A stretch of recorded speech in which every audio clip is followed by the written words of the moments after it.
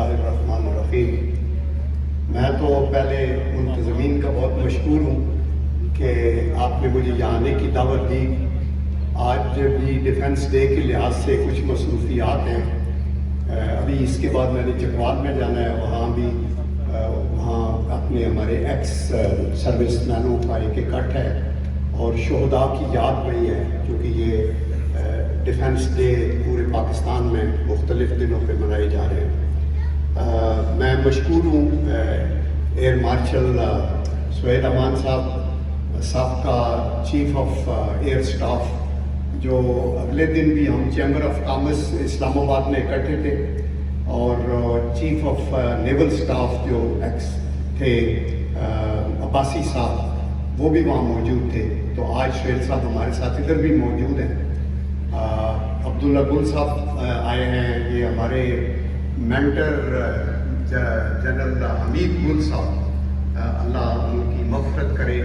وہ ایک بہت بڑے ایک آفیسر تھے، بڑے سولجر تھے، بڑے ڈیڈیکیٹڈ تھے، تو ان کے سپوت ہیں۔ اور یہ میرے ساتھ میرا دایاں بازو ہے، یہ ایکس سروس مین سوسائٹی میں، جس میں ہم صرف ہمارا مدعا یہ ہے کہ ہم یہ دیکھیں کہ جو ہمارے فوجی ریٹائرڈ فوجی ہیں تینوں سروسز کے، navy, air force, army, even second line forces کے، جو مثلاً آپ کے رینجرز ہیں، ایف سیز ہیں، فرنٹیئر کانسٹیبلری ہے، اور جو سویلین ہیں پیڈ آؤٹ آف ڈیفنس جو پینشن پہ جاتے ہیں ان کی، اور پھر خصوصاً شہداء کے لواحقین۔ بہت سے ایسے لوگ ہیں ہمارے بچے جن کے لمز یعنی بازو، اگر سیاہ چند پہ نوکری کی ہے تو وہ برف سے فریز ہو گیا تو ہاتھ کٹ گیا، ٹانگ کٹ گئی، مائنڈ کے اوپر آ گئے تو پھر زخمی ہوئے، تو وہ ایسے لوگ بھی ہیں۔ تو ان کے جو مطالبات ہیں، ان کی جو مشکلات ہیں، ان کو آگے کرنے کے لیے ہماری یہ ایکس سروس مین سوسائٹی ہے، جو کہ 80s سے چل رہی ہے۔ یہ واحد رجسٹرڈ ادارہ ہے پورے پاکستان کے اندر، جو دسمبر 91 میں ہوا، اور ان کا مطلب فی سبیل اللہ لوگوں کی مسائل کو حل کرنا ہے، اور خصوصاً ایکس سروس مینوں کا۔ اگلے دن میں لاہور میں تھا،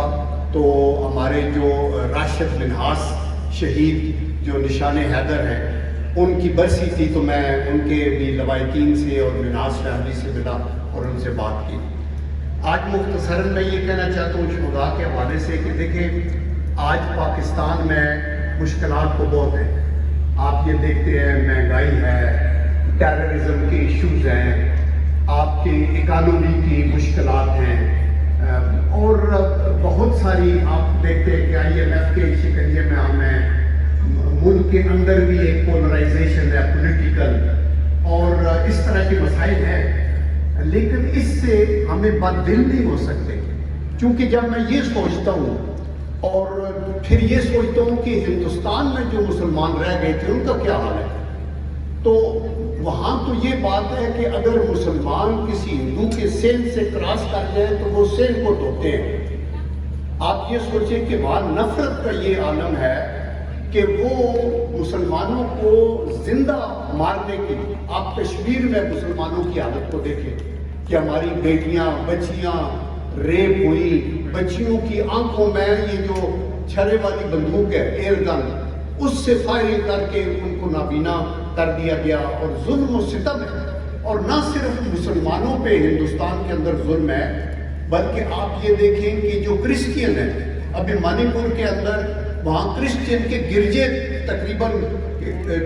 400 جلا دیے گئے، اور 81 یا 81 جو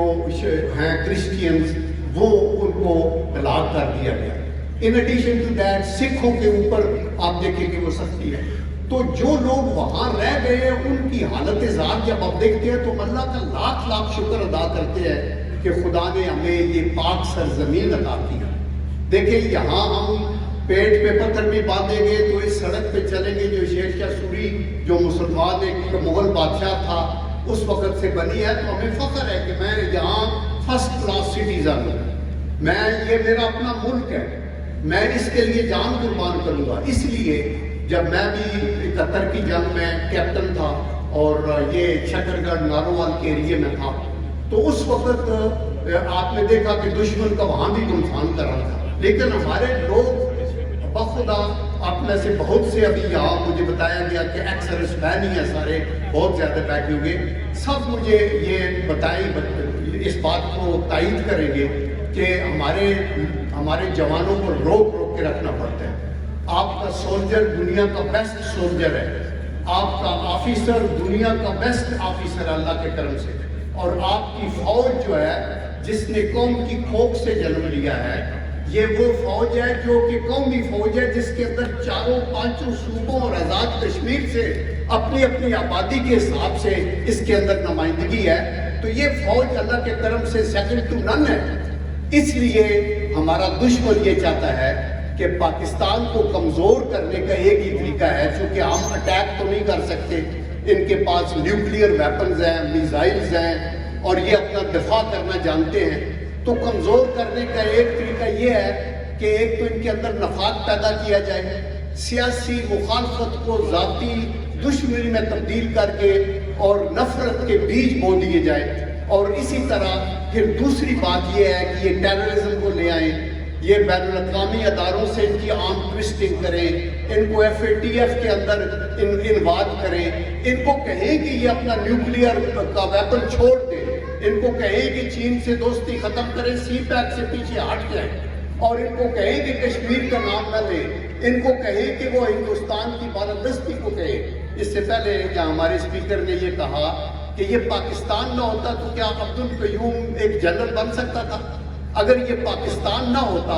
تو کیا یہاں ہمارے لوگ جو گورنرز اور چیف منسٹرز اور پرائم منسٹرز بنے، یہ متحدہ ہندوستان میں کونسلر بھی نہیں بن سکتے تھے؟ تو ہمیں اللہ کا یہ شکر ادا کرنا چاہیے، اور ہم اپنے شہداء کو سلوٹ پیش کرتے ہیں، اور میں یقین دلاتا ہوں کہ آج جو سازش ہو رہی ہے وہ یہ ہو رہی ہے کہ فوج کے اندر اور قوم کے اندر جس کی کوکھ سے فوج نے جنم لیا ہے، اس کے اندر ایک خلا پیدا کیا جائے، ایک نفرت کا بیج بویا جائے، اور اپنی فوج کو اپنی قوم کی نظروں میں گرانے کی کوشش کی جائے، تاکہ جب یہ فوج والا کمزور ہو جائے گا اور لوگ اس کے اوپر آوازیں کسیں گے اور شہداء کے جا کے اسٹیچوز کو گرائیں گے، اور جا کے بہت سارے ہمارے وہ جہاز MM عالم کا جس نے ہندوستان کے 5 جہاز گرائے اس پہ ہتھوڑے ماریں گے، تو اس سے یہ ہم ہوگا کہ شاید فوج ختم ہو جائے گی۔ یہ ان کی خوش فہمی تھی ان لوگوں کی جو کہ بے راہ روی کا شکار تھے۔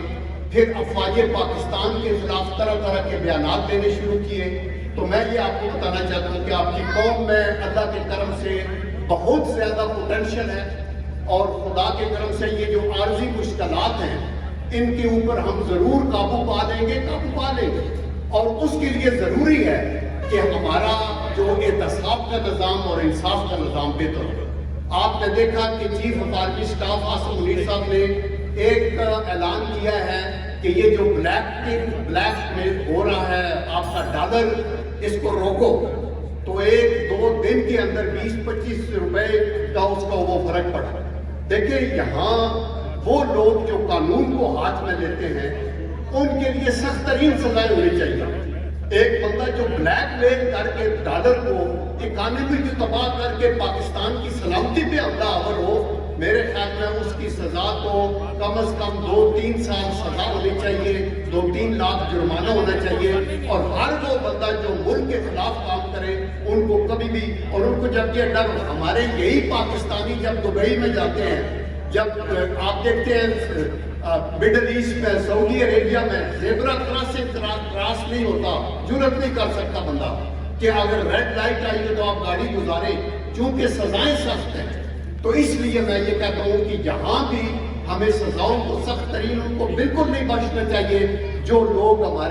ہماری قومی سلامتی پہ حملہ آور ہوتے ہیں۔ تو اس لیے میں یہ کہتا ہوں کہ افواج کو بدنام نہ کرو، شہداء کو بدنام نہ کرو خدا کے واسطے، کیونکہ وہ کہا جاتا ہے کہ گلستان کو لہو کی ضرورت پڑی تو سب سے پہلے ہی گردن ہماری کٹی۔ پھر بھی ہم سے کہتے ہیں یہ اہل چمن، یہ چمن ہے ہمارا، تمہارا نہیں۔ اور یہ بھی انہوں نے لکھا ہوا ہے کہ جب تک نہ جلے دیپ شہیدوں کے لہو سے، کہتے ہیں کہ جنت میں اجالا نہیں ہوتا، اور یہ سچی باتیں۔ تو ہم باحثیت قوم اکٹھے ہیں، صوبے ہمارے انتظامی امور کے لیے ہیں، چاروں صوبوں پانچوں صوبوں کے ملا کے پاکستان بنا ہے اور پاکستان ہمیشہ قائم رہنے کے لیے بنا ہے. تو آخر میں میری یہ دعا کہ خدا کرے کہ میری ایک بھی ہم وطن کے لیے حیات جرم نہ ہو، زندگی وبال نہ ہو، اور خدا کرے کہ میری عرض پاک پہ اترے وہ فصل گل جسے اندیشہ زوال نہ ہو. وآخر دعوانا ان الحمد للہ رب العالمین. صدق اللہ العظیم.